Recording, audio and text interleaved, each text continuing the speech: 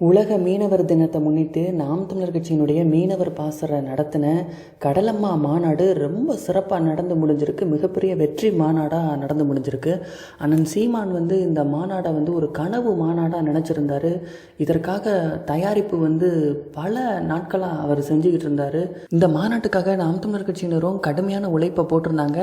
கடலம்மா மாநாட்டுக்கு செஞ்ச மாதிரி வேறு எந்த மாநாட்டுக்கும் இந்த அளவுக்காக நாம் தமிழர் கட்சியினர் விளம்பரப்படுத்தலை. அந்த அளவுக்காக விளம்பரப்படுத்தியிருந்தாங்க.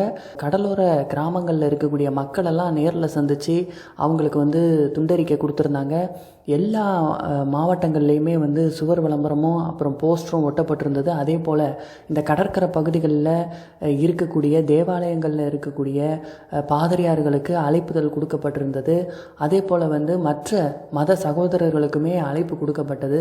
எல்லா மீனவ கிராமங்களுக்குமே இந்த தகவல் கொண்டு செல்லப்பட்டது. நாம் தமிழர் கட்சி நடத்துகிற அந்த கடலம்மா மாநாடுங்கிறது மீனவர்களுக்காக, மீனவர்களின் உரிமைக்காக நடத்தப்படுற ஒரு மாநாடு தான். அதனால் எல்லாரும் கலந்துக்கணும் அப்படிங்கிற ஒரு கோரிக்கையை நாம் தமிழர் கட்சியினர் வச்சுருந்தாங்க. அதுக்கேற்ற மாதிரி மிகப்பெரிய அளவில் மக்கள் ஆதரவு இந்த மாநாட்டுக்கு இருந்தது.